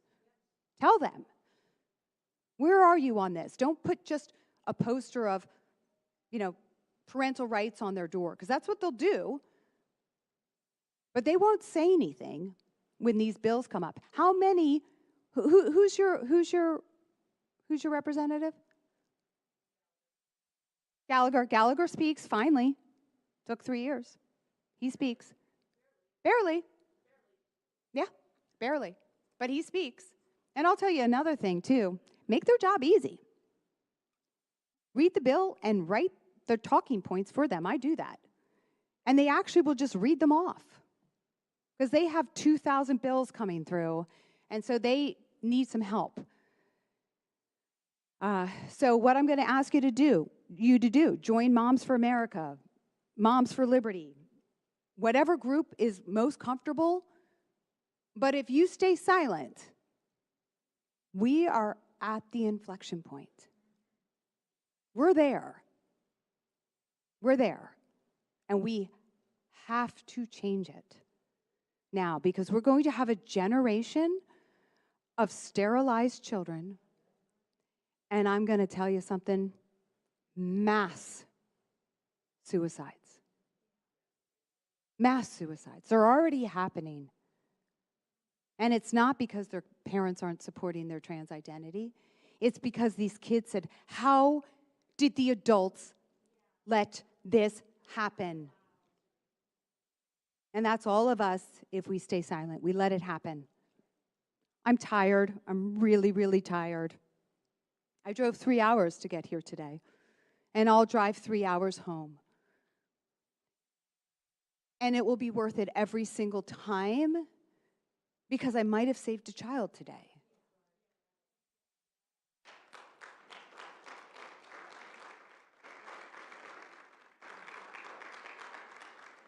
So I'll end on that. If you want to know what else you can do to help, please let me know. Also, money matters. I have been self-funding for 4 years. I don't have a job. I just filed a Supreme Court brief. It cost $2,500 just for the copying. My slush fund is a little dwindling. Donate to your favorite place that is doing this work. We need more lawyers, because I'll tell you where it's going to come down is lawfare is going to rule the day here. We're going to sue the heck out of them. That's what we need to do. So find, if you like ADF or you like certain law firms that are doing this work, support them, because there's not enough lawyers to do this work. And it's going to be really lawfare that's going to fix it. So thank you so much.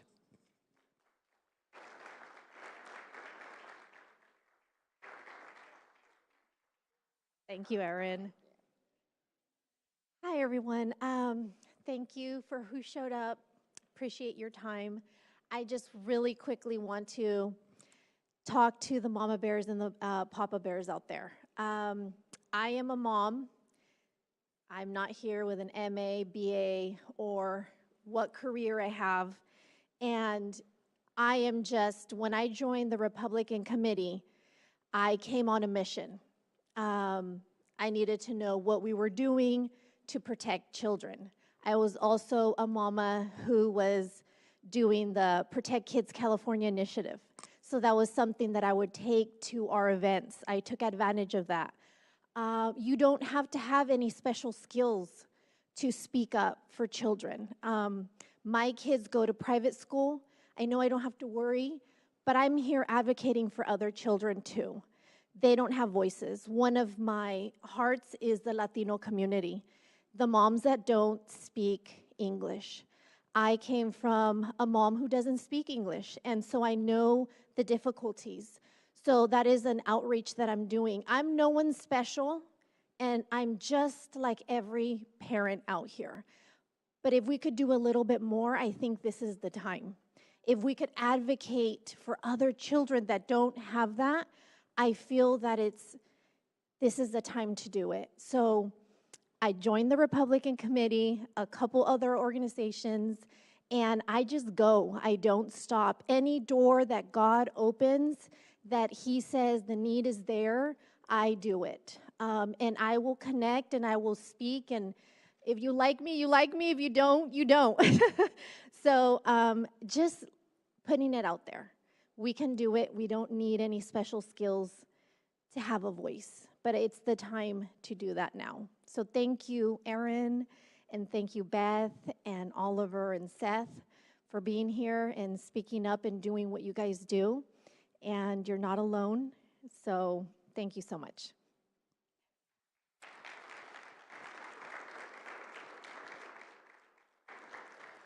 So again, I want to thank everybody for coming. And first and foremost, to speak to Erin and Beth, I apologize. I am a Republican. I've been a lifelong Republican, and we delved into Prop 36. I came from the court system. I was a court reporter for 20 years. I came from the court system, and we busted our butt because I knew what Prop 47 was. I knew what Prop 47 did. I knew I was secure, and I was selfish with my children. And I apologize to you for not busting my butt like I did for Prop 47. But I will tell you what we did for Prop 47 we can do again. If you can put that bill forward again and we can get those signatures, I can guarantee you.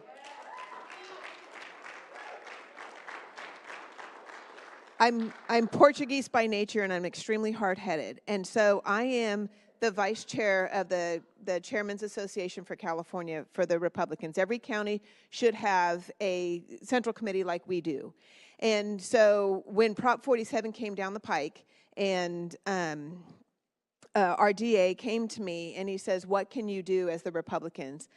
Coincidentally, I had a Zoom that night with our CCA meeting, and I announced it. I said, we're going to have a Zoom tomorrow. So anybody who wants to come and learn about Prop 47, show up tomorrow. I'll send out the link. Our phones blow up. We get everybody who wants to do it.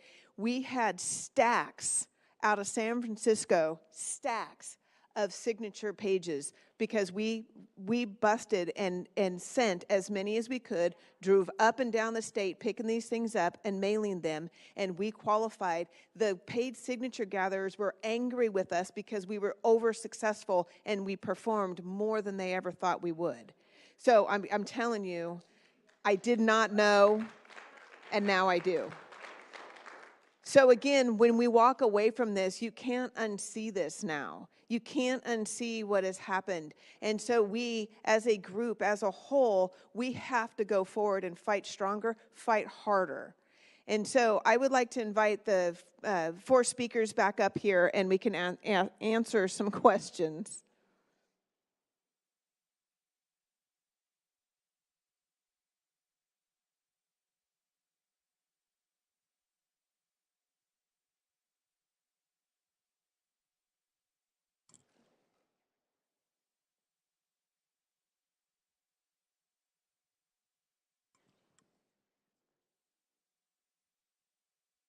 Deb. All right, we'll get you in a sec.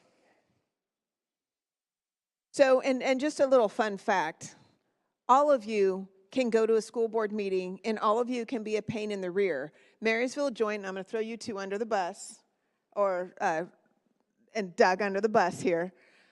They've moved public comments to the end because we heckled them so badly. Perfect. So we heckled them so badly that it now got moved to the end, and we have to sit through 4-hour meetings in order for our questions to be answered. So, so what can a school board trustee do to make an impact to the bills at school?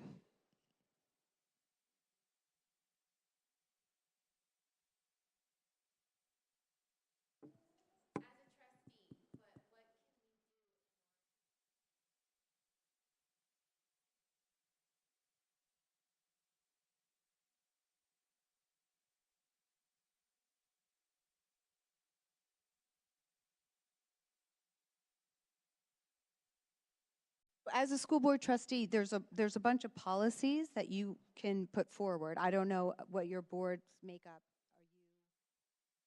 Are you okay?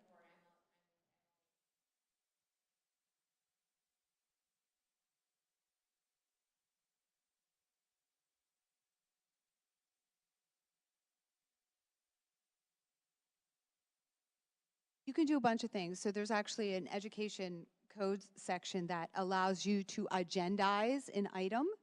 So you can go and ask the school board to put on the agenda a certain policy. So I've written a bunch of school board policies such that when there's a school club, that there has to be a full, accurate description of what that club is so that they can avoid art club is really GSA club.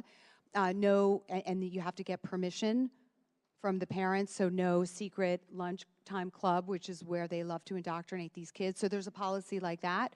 There's flag policies. There's parental notification policies. Now that's going to be hard because these school boards are afraid. But you can get up there and go on that microphone and remind them that there are now 7 lawsuits and that they're winning. Teachers are winning and parents are winning. And so the school districts are going to be bankrupt. I mean, it's going to be the demise of the school boards because we're going to sue the pants off of them. But you have a voice. And so you can ask, like, I want this policy put forth. And just keep going and be that fly in the ointment.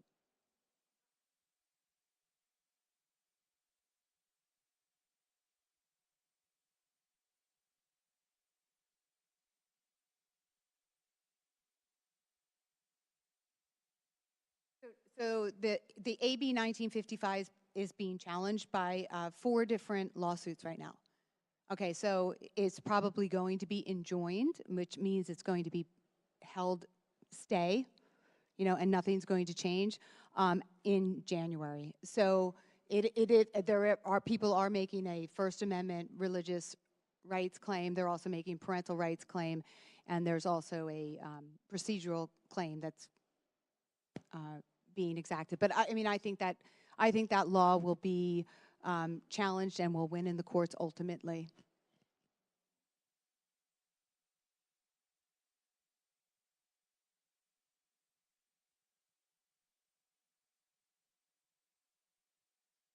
being vocal, not being afraid to offend somebody.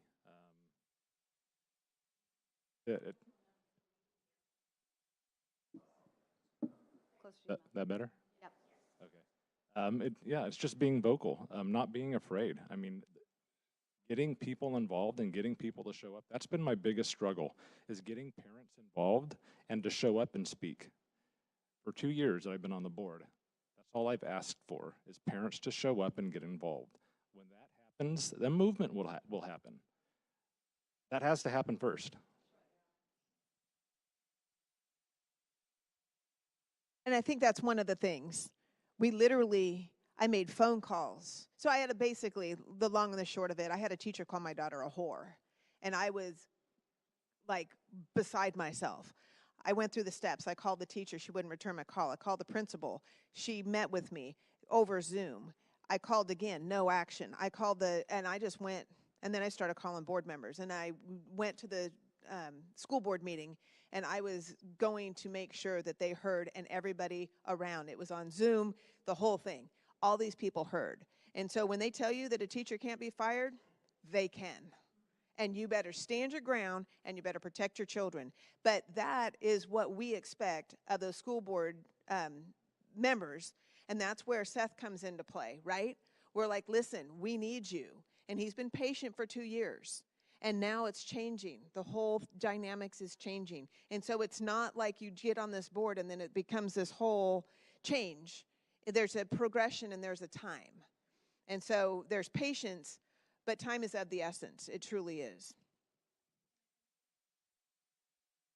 One more thing with that. So also, go find the library books. I mean, this is great fun. Read them. You've got 2 minutes, sometimes 3 minutes. Read them. Yeah, you can. I'll pass it over. But once you read them, Libs of TikTok is going to pick that up, and your school district is going to go viral. And that's what you want. You want to shame them.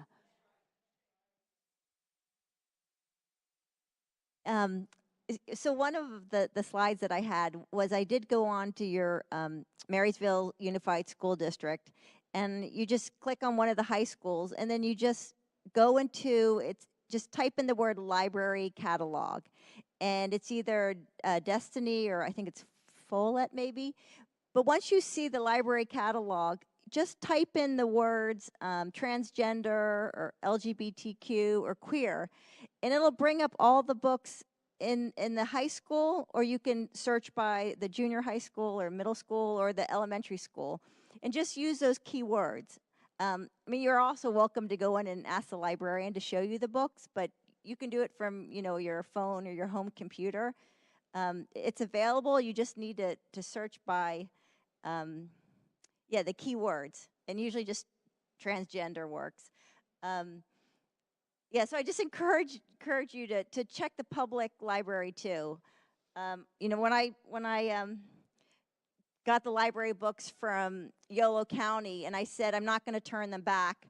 I'm just going to pay for these books. It was like $200 worth of library books, and the librarian said, "You can't do that. You're stealing, public property." And I said, I'm going to pay money for these books. I think they're pornographic, and you're welcome to call the police, and I'll wait right here, and we can talk to the police officer about these books. And so I waited like 5 minutes, and of course he never called the police. So that's why I have these books, and I just encourage you all to see what's in these books, because it's crazy. But again, that is somebody standing up, right? That is somebody challenging these people because they're just spewing their rhetoric. And so you have to challenge them and put them in that corner and let them know what they're doing is wrong. So how is this not child sex abuse, and what happened to that law? So there's obscenity laws. So our Supreme Court has said porn is not obscene, and that was decades ago. So porn is not obscene, and then there's, I forget the language that they use, but inappropriate materials, which is obscenity laws related to children. And there is a carve-out that if it's for educational purposes, it's not considered obscene. So we had a Republican who took up a bill to try to get the worst of the worst out, claiming that, you know, some of this stuff is truly obscene and it wouldn't actually pass muster. And she couldn't get it passed. And it was just the really gross stuff. And I'll tell you one of the tricks that they do is when you look at these books, they'll have a black character or a Hispanic character or a gay character. And so that when you go up and you fight these bills, because I fought for that one, and the woman sat next to me, she's like, oh, she's a bigot, she's racist, it has a black character in there. Like, that's a way to then throw more names at us. It's a gay person, you're homophobic. You know, it's a trick. So every one of these books, they'll have different nationalities and races and whatnot. But yeah, these are challengeable. But remember, it's the Democrats that are running the show up there, and we need to start filing more lawsuits. So you also can have a little fun with this. So you get these books and you go to the school board meeting and start reading them. Get up there and you got 3 minutes. You can time how far you get, and then you have your friend behind you get up there and pick up where you went, and they're disgusted by it because who really wants to hear any of this, right? Nobody does. So you just put it in their face. It's time to be bold. Rebecca. She has a question. Go ahead. I want to Never let go of the mic, because then they don't stop.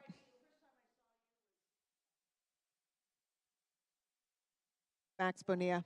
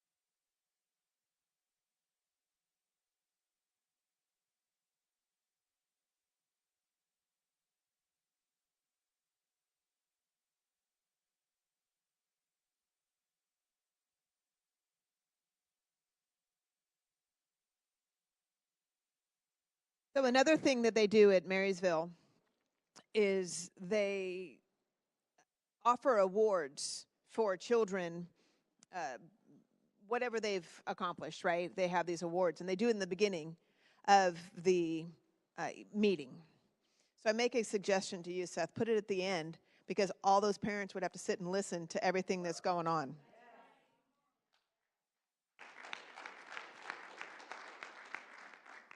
They don't want to hear from me because it's so frustrating to me. The 3-minute mark, the mic gets cut all the time. Deb, you would lose too. We get the mic cut, and that's okay. But again, anybody else have any questions?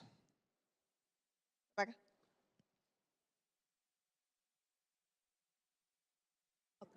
Hi, my name is Gina Bax. We drove all the way from Chico, California. I know about the Aurora Regino case. If you're very familiar, she's a friend of mine. I've been very active at the school board meetings. Actually, I've been on the news, people harassing me and attacking me. I'm Hispanic. Thank you. I came to this country for quality of life for me and my kids, not to get called non-gender pronouns.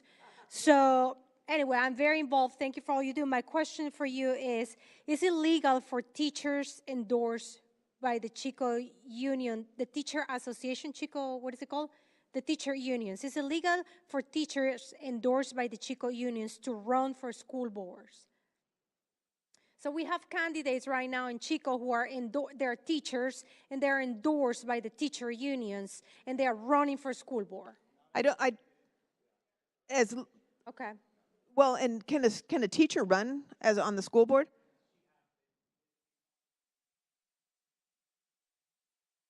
Right. So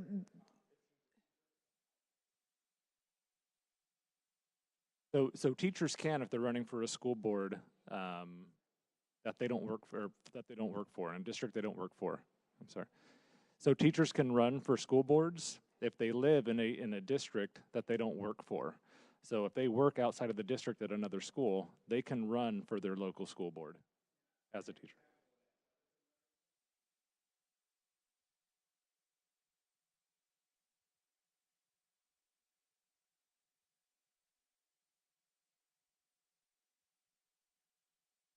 Doug Criddle. That answer your question?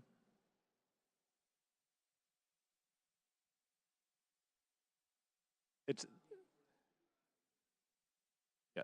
yeah.